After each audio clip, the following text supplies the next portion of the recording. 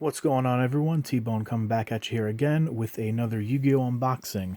This time we have here the new Order of the Spellcasters structure deck. Now this is the one with the Endymion monsters in it. There was talk saying that these could be meta relevant, but I guess we'll just have to see. So here's the box. You got the boss monster on the front there. And on the back, you get the whole breakdown of what you get. Zoom in there for you so you can see. Alright, so let's get right into this. Let's do it this way.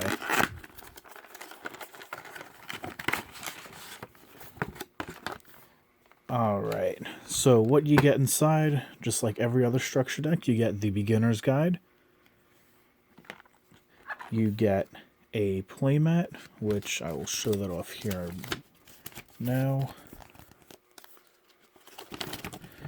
And of course, just like all these paper mats, they do have a strategy on the back of them. And there's also some packs. And here is the mat. So let's straighten this. Okay. So here's the mat.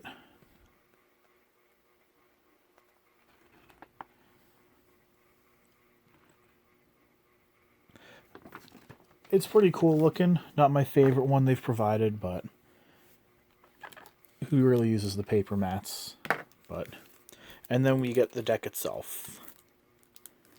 So let's go ahead and open this up. Now you do get 2 promos as well. You get one for Yu-Gi-Oh! Duel Links.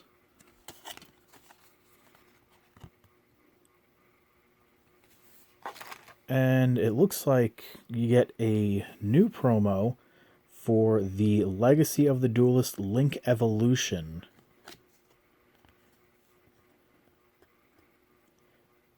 So it looks like this is coming out on Switch in 2019, of the summer of 2019. Alright, so enough of the ads, let's get into the main deck here. So starting off, we have here the boss monster. We have Endymion, the Mighty Master of Magic. And as you can see, there is a lot of card text here. I'm not really going to go over it right this moment, so if you really want to take a moment and read it, you can just pause the video. As you can see, it has a lengthy pendulum and monster effects here. It looks like it is a level 7 with a pendulum scale of 8. 2800 attack, 1700 defense. And this is what you want to get on the field with this deck. So now we have here Reflection of Endymion. And this one is also a level 7. This one is a pendulum scale of 2. 1850 attack, 2700 defense. And again, you can pause the video if you need to read its effects. Then we have Spell Power Mastery. Add 1 Endymion card from your deck to your hand, and then you can count the numbers of Spell Power Mastery and Spell Power Grasp you control and or have in your graveyard, and place that many spell counters among cards you control that you can place a spell counter on. You can only activate 1 Spell Power Mastery per turn. So that's a pretty good way to add up on spell counters, which this deck relies on. So you definitely want to run 3 of these if you're planning on running the Endymion deck, or anything with spell counters pretty much. Then we have here Dwimmered Path. Target 1 spellcaster effect monster in your graveyard, add it to your hand. I mean, that's pretty direct at this point. It's a great way to regenerate cards from your graveyard. Definitely can work with any spellcaster deck, so that's pretty cool. Then we have the Link monster. Daybreaker, the Shining Magical Warrior. And he only requires 2 Spellcaster monsters, and he has 1600 attack. Arrows on both bottom corners, which is pretty helpful. And again, you can pause the video if you need to read its effect. Pretty much it's a Link version of Breaker the Magical Warrior, essentially. Just with, I think, an additional added effect also.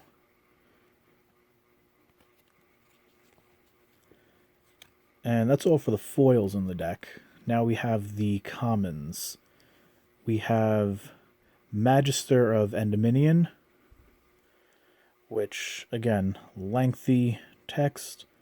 You can always pause if you want to take a look further at it. Level 3, pendulum scale of 8, 1500 attack, 900 defense. Another 3 of, if you're running this. Then we have Servant of Endominion. Another level 3, pendulum scale of 2. And it has the reverse of Magister, 900 attack, 1500 defense. Then the old version, the Endominion, the Master Magician.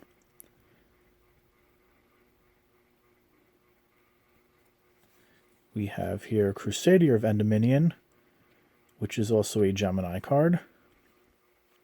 Which I don't know how good this would even be today at this point, because Geminis are slow, but it's cool they would include it.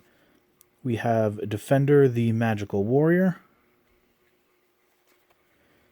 Mythical Beast Cerberus, works with the spell counters as well. Mythical Beast Medusa.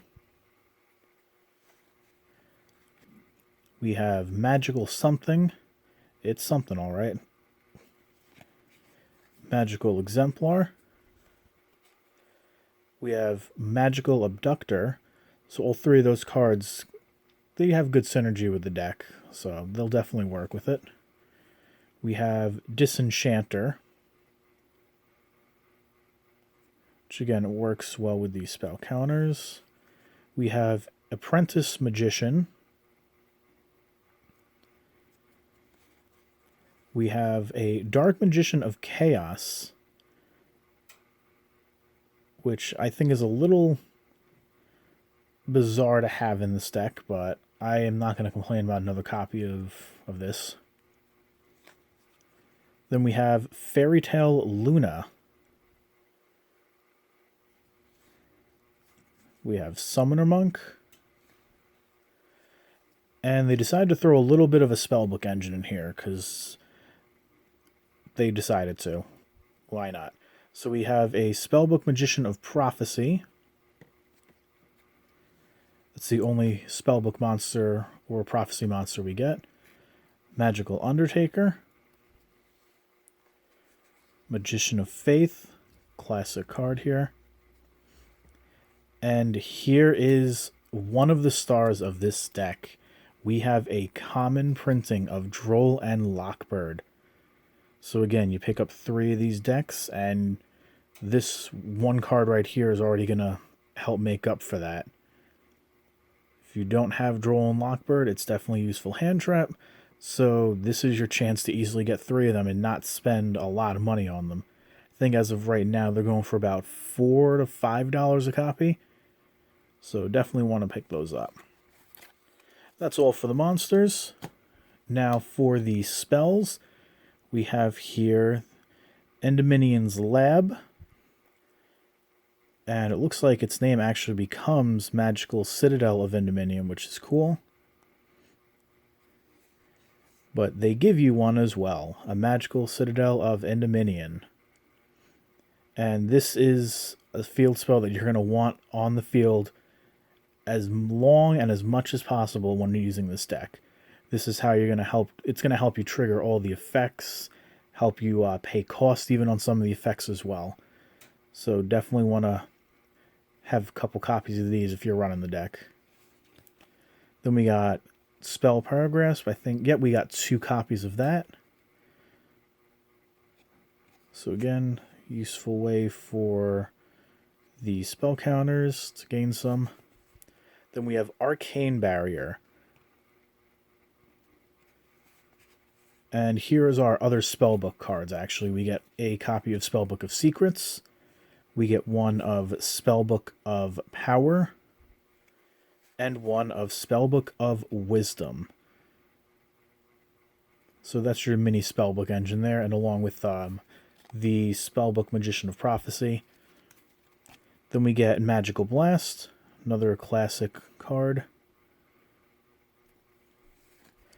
We have Magical Dimension, Terraforming, to help you get to that Magical Citadel. And here's another good reprint that I've been hearing in this deck. It's Left Arm Offering. So I think we only get one of these. Yeah, we only get one of these. So again, you pick up 3 of these decks, and you have a play set of these. So that's pretty cool to pick up, honestly. And here is the other main star of the deck, is Pot of Desires as a common. Oh, it's weird to see it as a common, because we're so used to seeing it, I believe, as a secret rare. It's either a secret rare or I believe an ultra rare. We might actually have it in both. I'm not 100% sure. But again, I think these are going for about $1.50 to $2 a copy when I'm recording this. So again, these are definitely nice to pick up a playset of. And that's it for the spells. And we don't only have a few traps here. We got Mythical Bestiamorph, which again works well with the spell counters. This whole deck relies on spell counters in case you haven't noticed. We have Pitch Black Power Stone, Extra Buck. We have Gaga Shield and Magician's Circle. And then you get the 2 promos that we saw before. So that's going to really be it for this unboxing. I did happen to pick up 3 of these, just so that I have a playset of some of the main monsters that I don't already have. I would recommend, though, to wait for the prices to go down a little bit so you can pick up the singles. Links will be in the description. So that's going to be it for this unboxing. I'll see you guys next time.